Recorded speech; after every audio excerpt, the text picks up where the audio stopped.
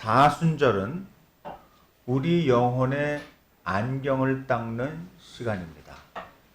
저도 안경을 종종 쓰기 때문에 잘 알아요. 지금도 아주 깨끗이는 아는데요. 사순절은 안경을 꺼내서 깨끗하게 닦는 그런 시간입니다. 세상의 욕망으로 뿌얘진 안경을 닦고 저 멀리 십자가를 뚜렷하게 바라보는 절기입니다. 제가 이 사순절 절기만 되면 꼭 다시 들어서 펼쳐보는 아주 짧은 책 하나가 있는데 그게 뭐냐 하면 찰스 쉘던의 소설 예수님이라면 어떻게 하실까? 이거는 그냥 말로는 맨날 하는데 실제 생활에서 이 상황에서 예수님 어떻게 하실까? 그거를 질문하고 실천하는 경우는 그닥지 많지 않은 것 같아요. 여기에 이 소설에 보면 헨리 맥스웰이라는 목사님이 이제 주인공으로 딱 등장하시는데요. 아주 성실한 목회자였나 봐요. 그날도 금요일 오전에 이제 교회 나와서 주일에 전할 아주 멋지고 잘 조직된 체계화된 그 설교문을 작성하시느라고 여념이 없었다 그래요. 그때 막 너무너무 바쁘고 지금 자료도 찾고 뭐 막 정리하면서 막 쓰면서 이러고 있는데 초인종이 울린 거예요. 띵동 하고 울린 거예요. 근데 초인종은 항상 한 번으로 끝나지 않잖아요. 띵동 하고 어떻게 해요? 띵동 한 번 더 합니다. 그게 보통 그 더블 링의 원리라 그래요. 한국 사람도 그렇고 외국 사람도 그렇고 꼭 두 번 누르게 돼 있습니다. 확인을 하는 거예요. 짜증이 났어요. 문 밖에는 남루한 옷차림의 실직자 청년으로 보이는 이가 서 있었는데 만나자마자 뭐라냐면 목사님 맞죠? 제가 직장을 잃었습니다. 일자리가 없어요. 목사님이라면 도와주실 줄 알고 왔습니다. 일자리를 좀 찾아줄 수 있나요? 목사님은 약간 이제 막 말씀 준비하는 중이라 짜증이 나면서도 그래도 확 억누르고 정중하게 거절했습니다. 안 됐군요. 근데 지금 제가 무척 바쁘답니다. 죄송하지만 지금은 돕기 어려우니 스스로 한번 길을 찾아보실래요? 그게 좋겠네요. 그러고서 이제 내보냈어요. 그래서 주일이 돌아왔습니다. 예배가 오늘처럼 성가대도 은혜롭게 찬양을 잘 하시고 또 모든 성도들이 아이에서부터 어르신까지 모여서 기쁨으로 하나님께 예배를 막 드렸어요. 그 목사님 말씀에도 사람들이 크게 은혜를 받은 것 같아요. 그러니까 목사님이 내심 너무너무 행복하고 기뻤습니다. 예배가 끝날 무렵에 이틀 전에 봤던 그 청년이 들어와가지고 뭐라 그러냐면 회중석에서 벌떡 일어나서 창백한 얼굴로 성도들에게 이렇게 물었습니다. 성도 여러분, 여러분은 그리스도를 따르라고 노래하지만 그게 진짜 무슨 의미입니까? 제가 거리를 방황할 때 누구도 예수님이라면 나에게 어떻게 하실까? 고민하는 분을 보지를 못했습니다. 청년은 안타깝게도 그 말을 남기고 며칠 후에 숨을 거뒀습니다. 이 사건은 맥스웰 목사님과 성도들의 가식적인 신앙을 완전히 무너뜨렸습니다. 여러분들은 어떠신가요? 아무 문제 없어요? 여러분 신앙생활, 신앙 전선에 아무 문제 없습니까?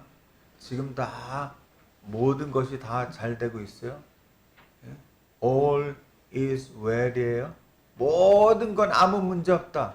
No problem입니까?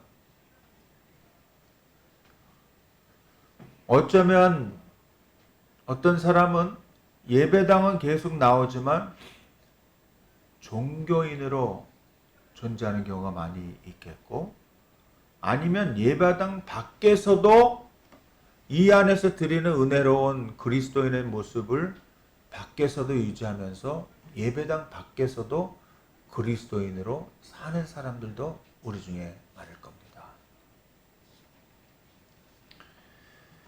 예수님은 왕으로 올 때 그 청년 예수답게 칼을 들고 막 이 반쪽 가슴은 내놓은 채로 확 그냥 마귀와 사탄을 잡아 죽이고 모든 그 악한 권세를 다 묶으려고 오신 아주 무서운, 당당하고 그냥 마음에 안 들면 그냥 갖다 막 폭탄 터뜨리고 가서 묶고 감옥에 집어넣고, 예?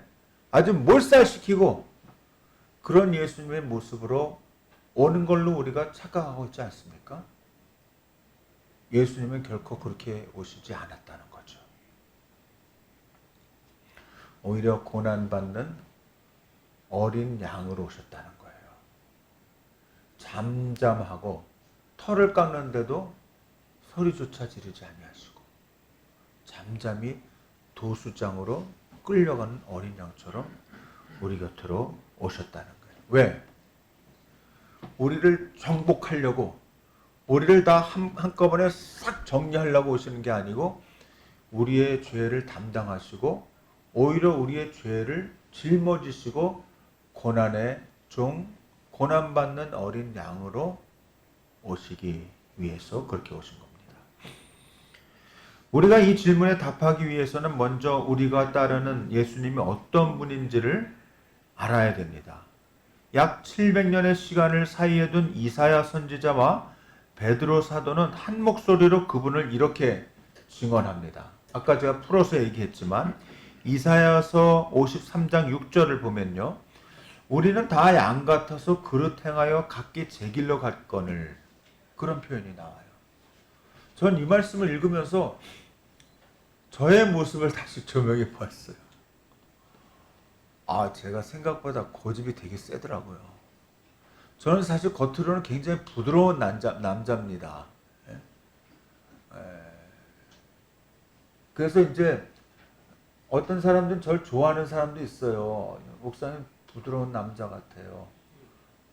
근데 누가 아냐 하면 저 뒤에 있는 한 여자가 저를 잘 알고 있습니다. 아니야, 김도일. 목사님, 당신은 고집이 센 사람이야.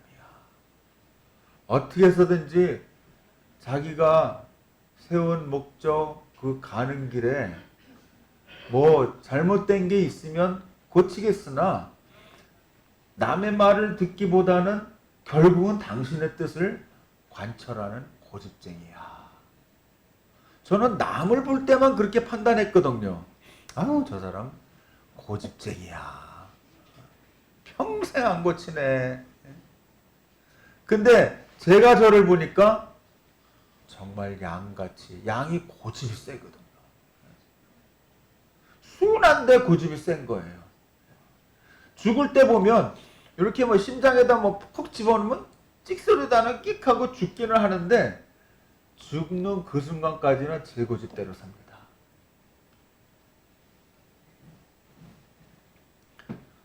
또 눈도 나빠요. 저도 안경을 썼잖아요. 눈도 나빠. 이게 보니까 시야가 좋지 않은 거예요. 앞에가 제대로 보이질 않는 거예요. 제대로 보지도 못하면서 고집이 세면 어떻게 돼요? 고집불통이에요. 고집불통. 아무짝에도 쓸 데가 없는 거예요. 자기는 잘한다고 하지만 실제는 공동체에 도움이 안 되는 사람일 수도 있다는 겁니다. 그래서 저야말로 목자가 필요한 양이다. 그런 생각을 하게 됩니다. 목사로서 주님의 역할을 대리로 대신할 때가 많이 있지만 저도 역시 하나님 앞에서는 저의 영원한 목자이신 예수님 앞에서는 저도 양이다.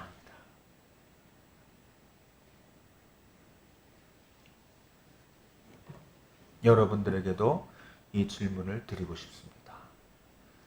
당신은 어떤 양입니까? 우리 인생을 보면 늘 내가 주인 돼서 살려고 노력하고 발버둥 치는 경우가 너무 많은 것 같아요.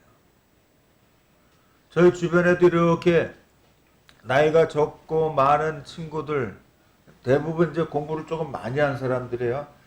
다 보면 한마디로 뭐라고 요약할 수 있냐면 다 자기가 왕인 줄 알고 사는 사람들이에요. 다 자기가 왕인 줄 알고. 아무의 말에도 귀를 기울이지 않습니다. 조금 매너 좋게 경청하는 척 하지만 끝에 가면 자기 뜻대로 다 해버리고 말아요.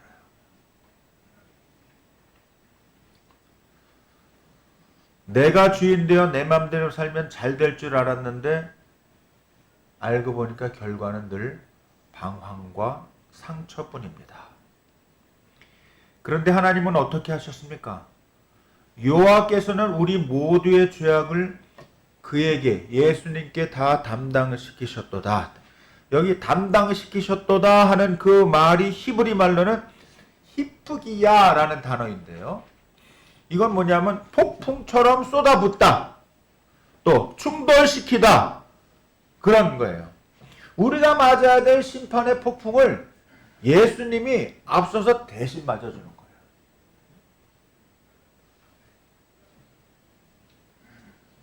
가끔 제가 흉내를 낼 때가 있어요. 막 어디 가서 비바람이 막 치는데 제 생각엔 이쪽으로 치는데 아내가 오른쪽에 서 있는 거예요. 그럼 제가 일부러 큰 우산을 들고 앞에 가서 내가 대신 맞아줄게. 잠깐은 그 역할을 할 수 있습니다.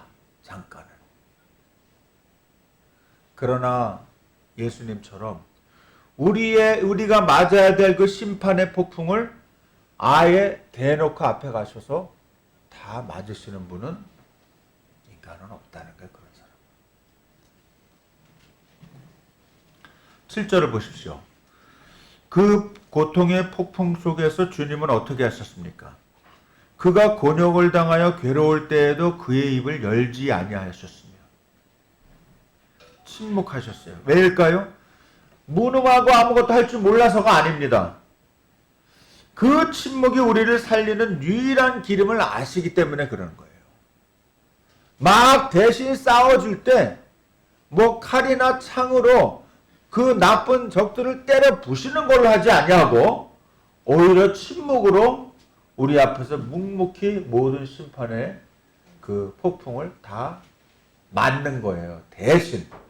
나 대신에. 여러분 대신에.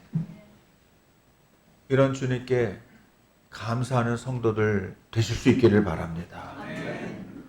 주님은 하나님 아버지를 온전히 신뢰하셨기 때문에 자신의 권리를 포기하고 도수장으로 걸어가셨습니다. 이것이 사순절에 우리가 묵상해야 될 아주 중요한 첫 번째 발자취입니다. 발자취. 요 발자취라는 말이 이제 원어로 보면 휘포그람모스라고 하는 건데 영어로 표현하면 example이에요. example.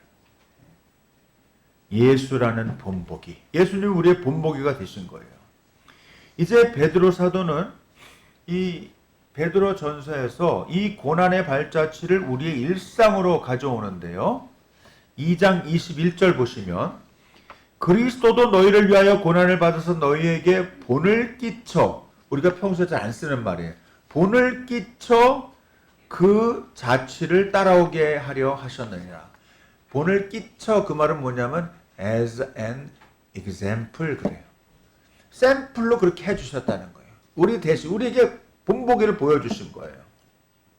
여기서 본이라는 휘포그람모스라고 하는 이 말이 뭐냐, 옛날에 아이들이 글쓰기 배울 때 선생님이 글씨를 잘 써놓으면 그 위에다 이렇게 덧글씨 쓰는 거 있잖아요. 그게 휘포그람모스예요.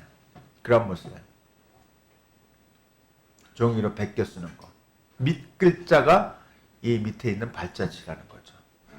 여러분, 우리의 삶은 내 마음대로 휘갈겨 쓰는 낙서장이 아닙니다. 네 인생이니까 네 마음대로 해. 그게 아닙니다. 너의 인생이지만 주님께서 주신 인생이라는 거예요. 그래서 예수님이 먼저 써 내려가신 순종과 인내라는 글자 위에 내 삶의 펜을 겹쳐대고 한자 한자 따라 쓰는 과정입니다. 또 어떤 사람에게도 그렇게 하라고 그러냐면 18절에 보면 까다로운 주인에게도 그렇게 하라고 그랬어요. 18절 보세요. 또한 까다로운 자들에게도 그리하라. 살다 보면 얼마나 꼴사나운 사람들이 있습니까? 때론 우리보다 직급이 높거나 조금 나이가 많은 사람인데도 그런 사람들이 있을 수 있어요. 예수를 믿는 것 같은데 믿기는 믿어도 너무 까탈스러워. 자기 마음대로 다 해. 그 남의 말 절대 안 들어요. 따라하지 않아요. 손들래도 안 들고 내리려도 안 내리고 계속 그냥 그 팔짱에는 뭐가 이 속 안에 귀중한 게 있는지 우리 얘기하는 거 아니에요. 또 목사님이 또 내가 아까 안 해서 그런 거 절대 그렇지 않습니다. 그 삐뚤어진 사람을 헬라어로는 스콜리오스라고 그래요. 스콜리오스. 영어에 스콜딩 한다는 말 있잖아요. 스콜리오스. 말도 안 통하고 나를 괴롭히고 부당하게 대우하는 상관을 만났을 때 우리는 어떻게 할까요? 아유, 저 인간 그림자도 안 밟고 나는 같이 안 간다. 저 인간 화장실 들어가면 나는 기다렸다가 30분 뒤에 암만 가고 싶어 30분 뒤에 그 화장실 간다. 나는 겹치기 싫어. 그림자도. 그렇게 하지 말라는 거예요. 그 사람에게도 순종과 인내라는 예수님의 그 마음을 받아서 품으라는 거예요. 부당하게 고난을 받아도 하나님을 생각함으로 슬픔을 참으면 이 또한 아름다울 수 있다는 거예요. 여기서 아름답다는 말은 보통 은혜가 머물렀다 그럴 때 카리스라 그래요. 카리스. 하나님의 은혜가 머물러 있다는 거예요. 내가 잘나서 참는 게 아니에요. 내 등대에 계신 하나님을 의식하며 참을 때 하나님의 은혜가 꽃피기 시작한다는 거예요.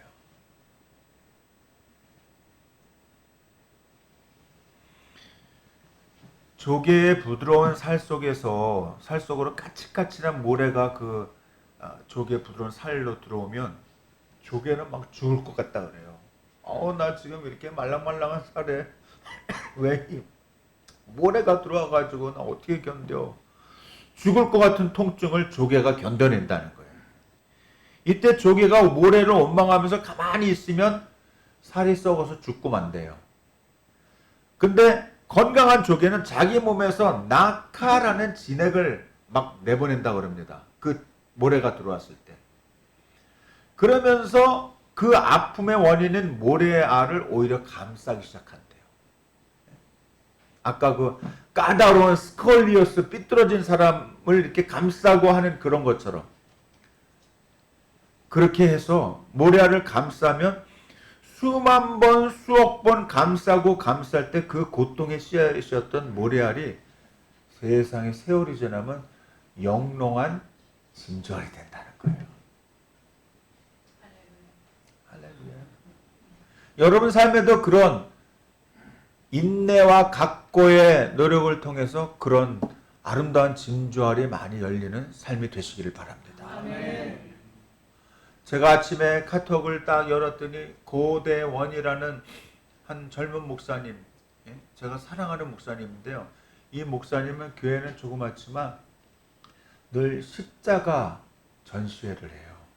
그 십자가를 굉장히 큰 십자가예요. 그걸 만들어내는 과정을 영상으로 담아서 이제 전시회 좀 저를 오라고 이제 저에게 초대하는 거예요. 그거 만드는데요. 뭐 그냥 중장비를 하고 이걸 다 막고 정말 답답하겠더라고요. 그 계속 그 먼지가 나는 거예요. 하루 종일. 그러면서 결국은 나중에는 아름다운 이 주님의 몸을 닮은 십자가가 탄생이 되더라고요. 쉬운 게 없다는 거예요. 잠깐 노력해서 일어나는 그런 기적은 없다는 겁니다. 수만 번, 수억 번을 그 불편한 거를 참고 품고 할 때 결국 나중에 결실하는 것이 그 진주알이라는 겁니다. 여러분 직장 생활하거나 또는 이렇게 지나다 보면 제일 가까운 데 있는 사람이 나를 찌르는 경우가 많아요. 나를 제일 이해하고 받아줘야 될 것 같은데 사실은 아까 얘기한 스콜리어스예요. 삐뚤어진 사람으로 나에게 다가올 때가 있어요. 이해할 수 없어요. 모래알이 여러분의 심장을 파고 들어옵니다. 이 사람 이게 나랑 이 근처에서 얼마나 같이 알고 지냈는데 이렇게 나를 이해 못하고 이렇게 할 수 있는가? 그때 원망 대신 이 질문을 던지세요. 따라해보세요. 예수님이라면 어떻게 하실까? 그리고 기도의 진액으로 그 아픔을 끌어안으세요. 기도의 진액으로. 하나님은 그 고난을 통해서 여러분의 인격을 그리스도를 닮은 진주로 만들어 주실 것을 믿습니다. 제가 한때 그 사회적인 그리스도인의 표상을 공부하면서 손양원 목사님을 연구한 적이 있어요. 제가 미국서 이제 이민 가서 대학서부터 쭉 해서 이제 학위까지 했기 때문에 너무 저에게서 나는 그렇지 않은데 나는 구수한 된장 같은 사람인데 제 외모도 약간 서양스럽잖아요. 그러니까 너무 사람들이 저를 빠다 묻은 목사로 보는 거예요. 나는 빠다가 아니야. 근데 그걸 증명할 길이 없어요. 근데 알고 보니까 제 속에 한국의 훌륭한 신앙인들의 삶과 사상, 또 한국 역사에 대한 깊은 이해가 한 40대 목사일 때, 교수일 때 너무 부족하다는 것을 제가 깨달았어요. 그래서 계속 연구한 거예요. 남강 이승훈, 도산 안창호, 또 여기 산돌 손양원 계속 연구하니 손양원 목사님의 사랑의 원자탄이라는 책을 진짜 한번 정독을 해봤어요. 근데 저기 쭉 내려가다 보면 무슨 얘기가 나냐면 자기 두 아들을 죽인 공산당 원수를 양아들로 삼는 얘기가 나와요. 사실 이건 말하기가 쉽지 보통 일이 아닙니다. 인간의 힘으로 가능한 일이에요? 절대 그렇지 않아요. 근데 목사님이 아까 읽었던 그 성경 24절의 말씀 붙들었는데 그가 채찍에 맞음으로 너희는 나음을 얻었나니 그 말씀에 딱 사가 난 거예요. 그래. 예수님이 나 같은 죄인을 위해서 먼저 죽으셨음을 기억할 때 내가 비로소 나음을 얻을 수 있는 거구나. 그가 채찍에 맞으셨기 때문에 나도 내 아들을 죽였던 이 사람을 내가 양자로 받아들여서 그를 사랑해야 되겠다. 자기 안에 분노와 자아를 죽이고 내가 먼저 주님 안에서 죽어야 비로소 원수조차 살려내는 생명의 역사가 시작되겠구나. 그렇게 인지하게 된 겁니다. 사망이 목사님 속에서 역사할 때 원수였던 그 아들 안재선 속에서는 예수의 생명이 잉태되기 시작했던 거예요. 그 사랑으로 인해서. 나는 몰라. 나는 뭐 신앙의 위인도 아니고 목사도 아니고 나는 뭐 그냥 평범한 성도에 불과한데 나는 그거 못해. 나는 그냥 내 느끼는 대로 내가 그냥 내 마음에서 나오는 대로 그냥 행동하고 이렇게 살다 죽을래. 그런 헛된 결심 안 하시길 바랍니다. 언제까지나 남의 얘기를 하면서 나는 신앙의 위인들의 삶과는 관계없는 삶으로 일관하실 거예요.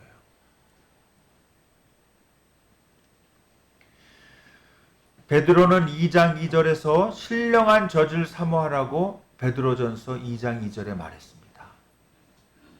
우리는 사막을 지나거나 아주 목이 마를 때 갈증을 참지 못해서 자꾸만 그냥 당장 목을 축일 수 있는 신기루만 쫓아갑니다. 세상에 주는 잠깐의 위로, 주변 사람들 잠깐 칭찬해주면 또 기분이 해하고 좋아지고, 또 누가 또 조금 싫어하는 얘기하면 속상해가지고 그냥 얼굴이 길어지고, 막연한 긍정이 아니라 진정으로 나를 이해하고 알아주시는 주님께로 돌아가는 우리가 다 될 수 있기를 바랍니다. 신기루는 절대 우리를 못 살려줘요.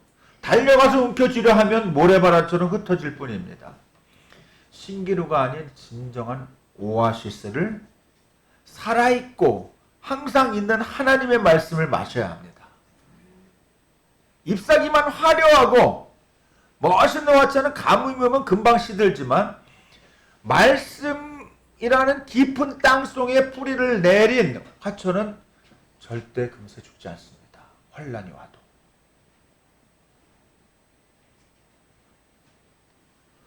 고난 속에서도 침묵하면서 십자가를 지신 그 어린 양 예수를 바라보는 저와 여러분들 되실 수 있기를 바랍니다.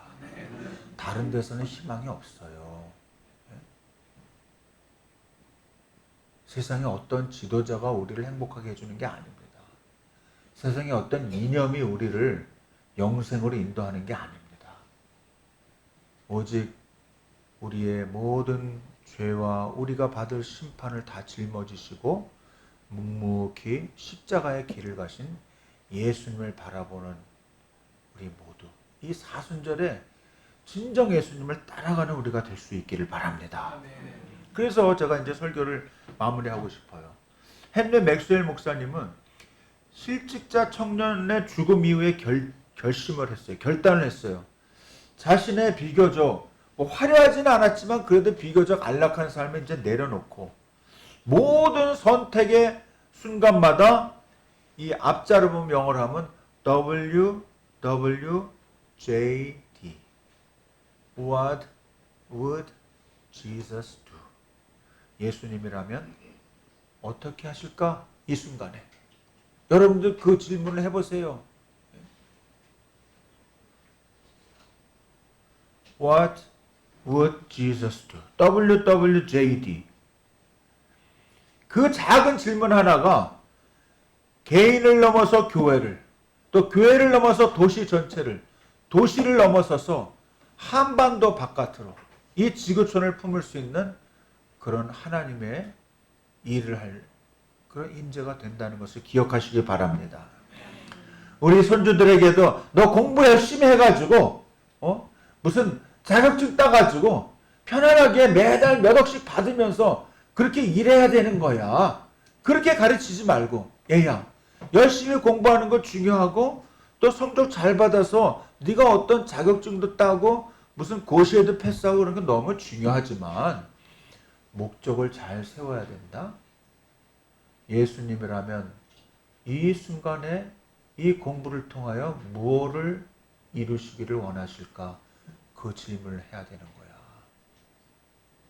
너를 위한 삶이 아니라 또 우리 가족만을 위한 삶이 아니고 하나님의 나라를 위한, 하나님의 뜻을 이뤄드리기 위한 삶을 추구하는 것이 바로 하나님이 우리를 이 땅에 보내신 궁극적인 목적이라는 것을 기억해라. 그렇게 가르쳐 주시기를 바랍니다. 여전히 목사님 말씀 다 듣고도 나는 그래도 내 고집대로 살 거예요. 나는 제 길로 갈래요. 그러나 25절은 선포합니다. 이제는 너희 영혼의 목자와 감독 되신 이에게 돌아왔느니라. 목자와 감독 되신 예수님께로 돌아오시는 여러분들 되시기를 바랍니다. 내 고집, 내 경험, 나의 노하우로 사는 게 아니고요. 우리의 목자이신, 우리의 감독 되신 예수님께 우리의 삶을 다 의탁하고 하루하루를 살아가시는 거예요. 그렇게 해서 우리 자신을 죽이고 우리가 완전히 고난당하고 죽었을 때 주님과 함께 십자가에서 다시 일어나는 거예요. 그게 우리 크리스천의 삶입니다. 하나님께서 여러분들을 이 질문, 고난받는 어린 양을 바라보고 있느냐? 예수님이라면 어떻게 하실까? 이 질문을 던지면서 하나님의 뜻 가운데 승리하시는 저와 여러분 다 되실 수 있기를 축원합니다. 기도하겠습니다.